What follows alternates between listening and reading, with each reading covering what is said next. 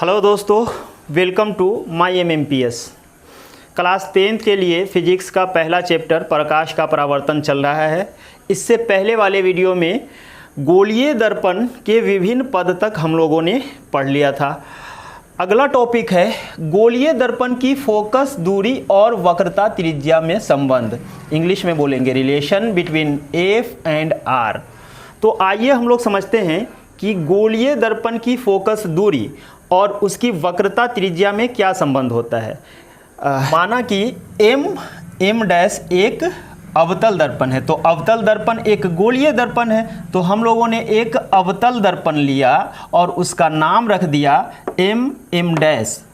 और इस m dash अवतल दर्पण का वक्रता केंद्र C है, फोकस F है और ध्रुव इसका P है। PC इसका मुख्य अक्ष है, PC इसका मुख्य अक्ष है।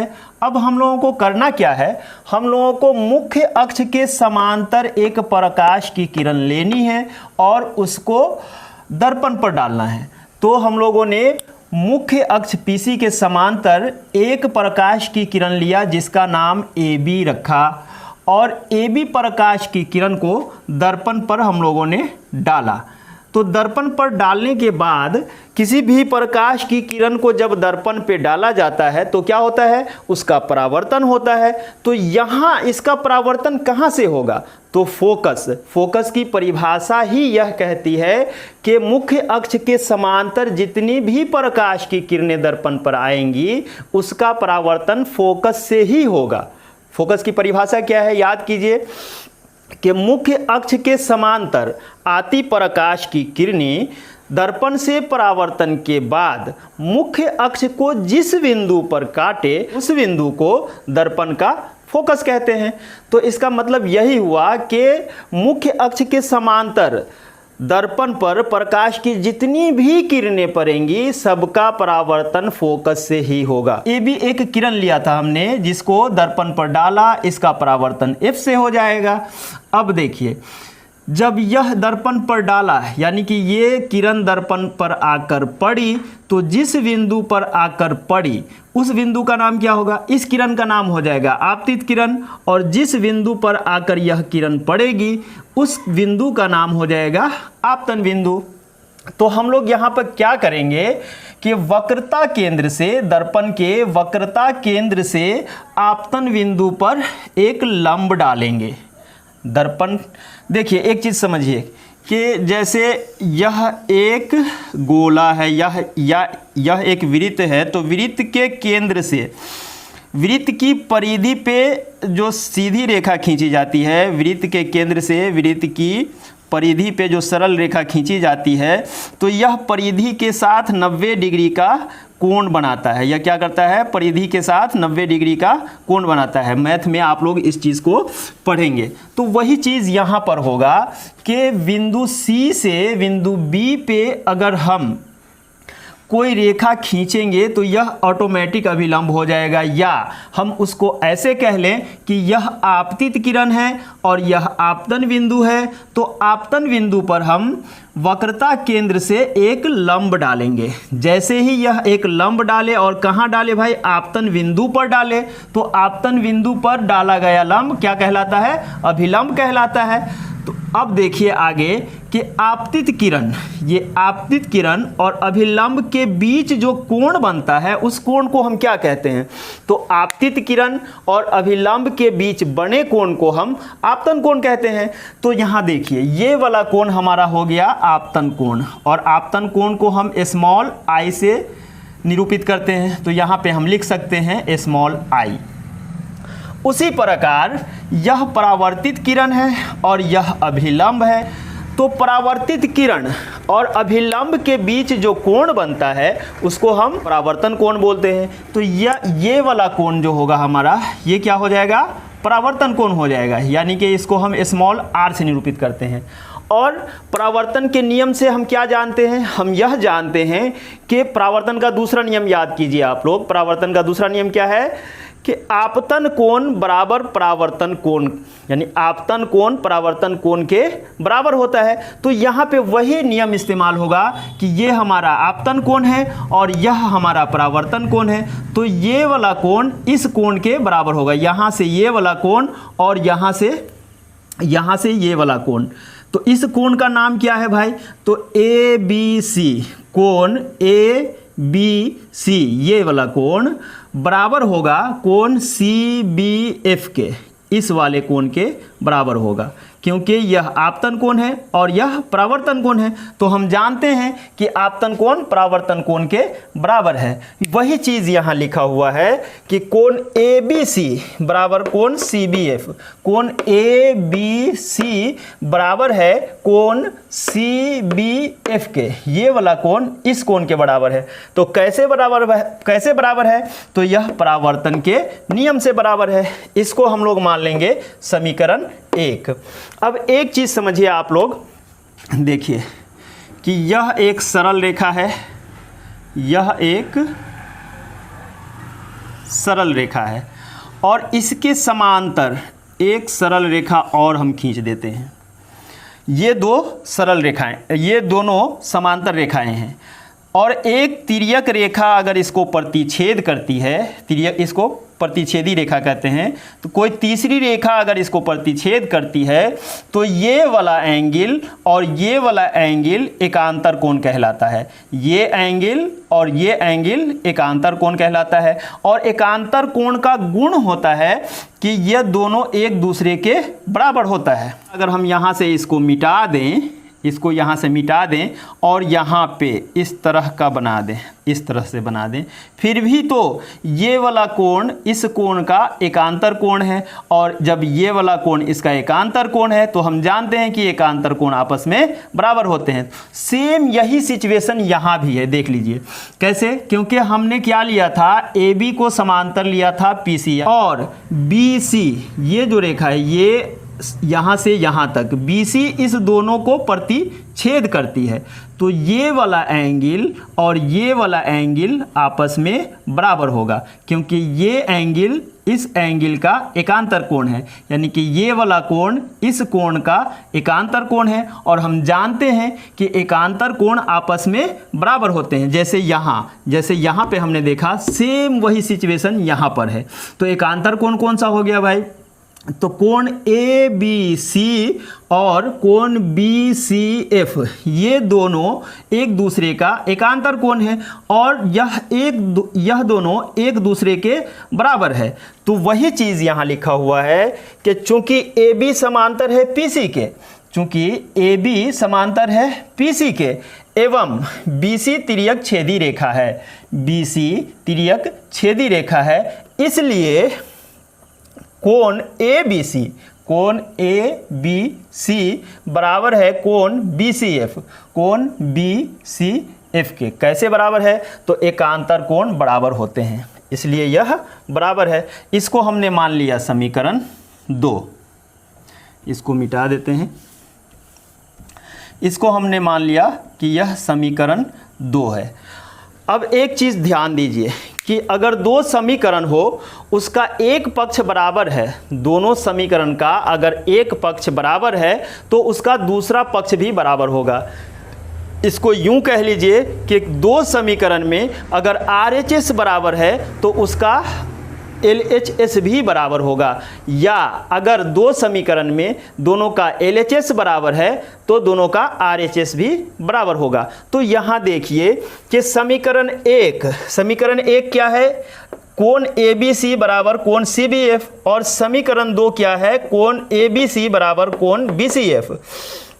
तो समीकरण 1 और समीकरण 2 का जो बायां पक्ष है LHS जो है वो दोनों आपस में बराबर है। जब यह दोनों आपस में बराबर है तो इसका मतलब इसका राइट हैंड साइड दोनों का आपस में बराबर होगा, यानी कि ये वाला कोण और ये वाला कोण आपस में बराबर होगा। तो वही चीज़ नीचे लिखा हुआ है समीकरण 1 और 2 से।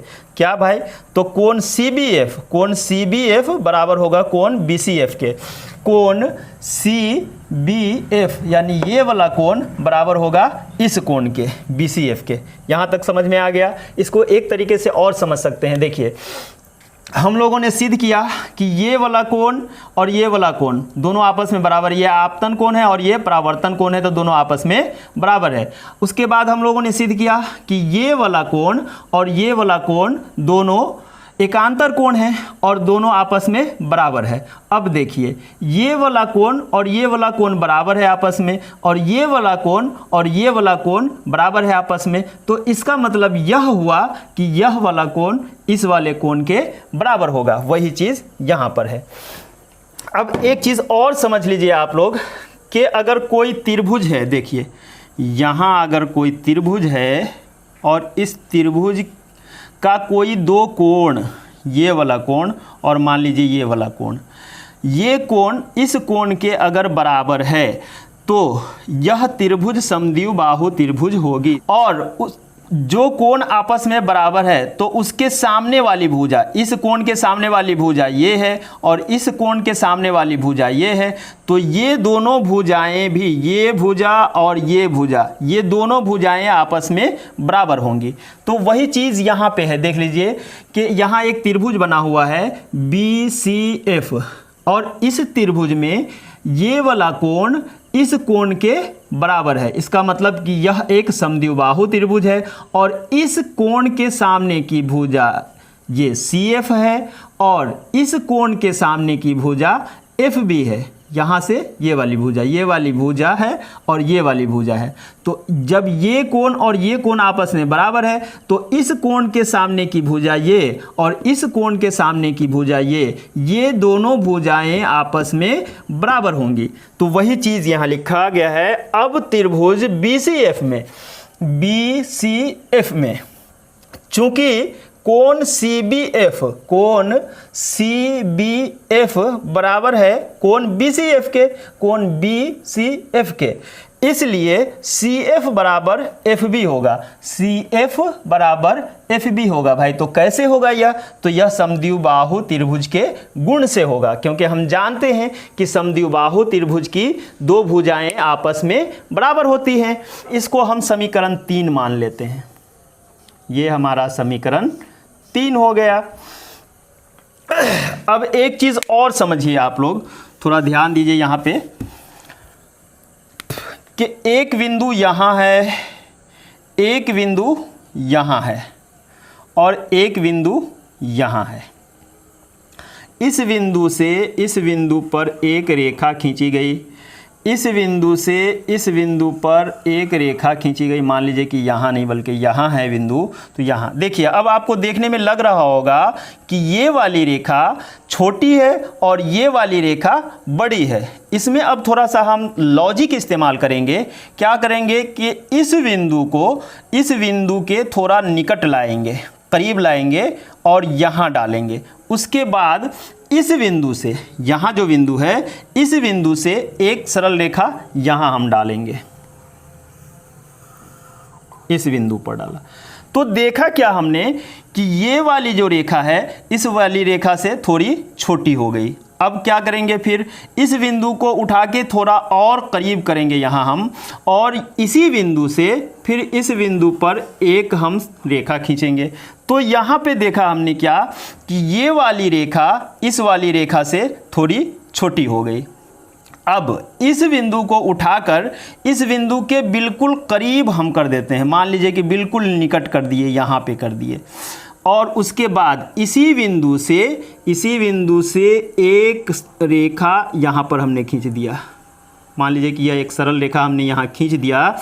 तो ऐसी स्थिति में जब ये बिंदु इस बिंदु के बिल्कुल निकट हो जाए, यानी बहुत निकट हो जाए, तो वैसी स्थिति में ये वाली रेखा और ये वाली रेखा लगभग बराबर हो जाती है। कहने का मतलब ये हुआ कि अगर कोई दो बिंदु बहुत ही निकट है और किसी तीसरे बिंदु से इस दोनों पर अगर रेखा खींची जाए, तो ये वाली रेखा और ये वाली रेखा लगभग बराबर हो जाती है। आप कह सकते हैं कि ये वाली रेखा इस रेखा के बराबर है। तो अब देखिए यहाँ ध्यान दीजिए कि बिंदु B और बिंदु P ये दोनों एक दूसरे के बहुत ही निकट है। यहाँ पर देखने में आपको लग रहा होगा कि दूर है, यहाँ पे ऐसा इसलिए बनाया गया ताकि समझाने में आसानी हो और आप लोगों को समझने में भी आसानी हो। लेकिन हकीकत में बिंदु B जो है बिंदु P के बहुत ही निकट है। तो बहुत ही निकट है तो अभी हम लोगों ने समझा कि किसी एक बिंदु से जब दो बिंदु बहुत निकट हो तो उस पर खींची गई रेखा, सरल रेखा एक दूसरे के बराबर होती है। तो उससे क्या हुआ कि FB यानी कि ये वाली रेखा और ये वाली रेखा एक दूसरे के बराबर हो जाएगी। तो वही चीज़ यहाँ लिखा हुआ है, चूंकि बिंदु B बिंदु P के बहुत निकट है, बिंदु B बिंदु P के बहुत निकट है, इसलिए FP ये वाली रेखा बराबर हो जाएगी FB के, मतलब इस वाली रेखा के। ये वाली रेखा बराबर हो जाएगी इस वाली रेखा के। इसको हमने समीकरण 4 मान लिया। अब देखिए समीकरण 4 पर ध्यान दीजिए और समीकरण 3 पर ध्यान दीजिए। इसका समीकरण 3 का राइट हैंड साइड और समीकरण 3 और समीकरण 4 का राइट हैंड साइड बराबर है। तो इसका मतलब यह हुआ कि उसका लेफ्ट हैंड साइड भी बराबर होगा। तो यही नीचे लिखा हुआ है कि समीकरण 3 और समीकरण 4 से CF बराबर PFP हो गया। अब एक चीज़ और थोड़ा सा हम लोग समझ लेते हैं कि यहाँ एक रेखा खींची हुई है, यहाँ एक रेखा है, इसका नाम AB है। इस AB रेखा पर कहीं पे एक बिंदु है, कहीं भी हो सकती है, एक बिंदु C है। तो अब देखिए AB रेखा पहले हमारे पास क्या थी, AB रेखा थी।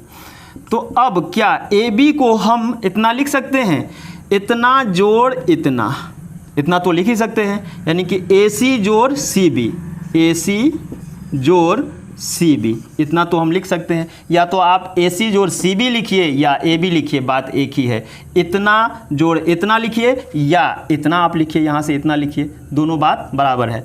आप 4 लिखिए या इसको 3 जोड़ 1 लिखिए, एक ही बात है। तो वही चीज़ अब यहाँ हम देखते हैं, यहाँ पे देखते हैं कि PC जो हमारा मुख्य अक्ष है, PC को हम क्या लिख सकते हैं, CF यानी इतना जोड़ इतना हम लिख सकते हैं, CF जोड़ FP हम लिख सकते हैं इसको। तो वही चीज़ यहाँ लिखा हुआ है। अब PC बराबर CF plus FP, CF plus FP। और अब यहाँ देखिए, यहाँ पे हमने क्या साबित किया था, हमने साबित किया कि CF बराबर FP होता है। तो यहाँ CF की जगह FP लिख सकते हैं या FP की जगह CF लिख सकते हैं। यहाँ पे अगर हम CF लिख दें तो भी वही बात हो जाएगी जो अभी ये लिखी हुई है। तो यहाँ पे CF की जगह हमने FP लिख दिया। भाई तो CF की जगह FP क्यों लिखा, FP की जगह CF क्यों नहीं लिख दिया, वो यहाँ समझते हैं कि CF के बारे में हमको मालूम नहीं है कि यह क्या है, लेकिन और इसकी हमको ज़रूरत भी नहीं है। और हम जानते हैं कि FP क्या है, FP हमारा फोकस दूरी है। यह दर्पण की फोकस दूरी क्या है भाई, FP है, और इसको स्मॉल f से सूचित किया जाता है। और यहाँ से यहाँ तक की दूरी को हम कैपिटल R से सूचित करते हैं। इतना तो हम जानते हैं, इसीलिए हमने CF की जगह FP लिया, यहाँ पे CF की जगह पे FP लिया। अब देखिए एक FP और एक FP कितना हो जाएगा, 2 FP हो जाएगा। तो PC बराबर क्या हो गया, 2 FP हो गया। अब PC हम जानते हैं कि PC क्या है, वक्रता त्रिज्या है। PC क्या है, वक्रता त्रिज्या है, और वक्रता त्रिज्या को हम R से, कैपिटल R से निरूपित करते हैं। तो PC की जगह पर हमने कैपिटल R लिख दिया। और FP, ये FP क्या है, FP फोकस दूरी है, और फोकस दूरी को स्मॉल f से निरूपित करते हैं, इसलिए FP की जगह हमने स्मॉल f लिख दिया। अब देखिए यहाँ क्या है, 2f का मतलब होता है कि 2f के साथ गुना कर रहा है। तो यहाँ पे क्या होगा, 2 को अगर बराबर के इस साइड हम लाएंगे तो यह इधर आकर भाग करेगा, तो यह हो जाएगा r/2 बराबर f, या इसको हम लिख सकते हैं f बराबर r/2। यही तो हमको साबित करना था, यही हमको जानना था कि गोलीय दर्पण की फोकस दूरी, गोलीय दर्पण की फोकस दूरी और इसकी वक्रता त्रिज्या में क्या संबंध होता है। तो गोलीय दर्पण की फोकस दूरी वक्रता त्रिज्या की आधी होती है। यह हमारा प्रूव्ड हो गया, यही हमको साबित करना था। हाँ, एक चीज़ यहाँ जो ये चीज़ लिखा हुआ है, तो ये वही चीज़ लिखा हुआ है जो यहाँ पे बना हुआ है। जैसे कि यह माना कि M एक अवतल दर्पण है जिसमें C वक्रता केंद्र, P ध्रुव है, PC मुख्य अक्ष है, AB एक आपतित किरण है जिसका परावर्तन F से होता है, AB समानांतर है PC एवं बिंदु P के बहुत निकट है। तो हमको सिद्ध करना है, क्या सिद्ध करना है, F बराबर r/2। उसके बाद यहाँ से हमने सॉल्यूशन इसका निकाल दिया, तो ये हमारा F बराबर r/2 सिद्ध हो गया। आप चाहें तो इसका एक स्क्रीनशॉट ले लीजिए।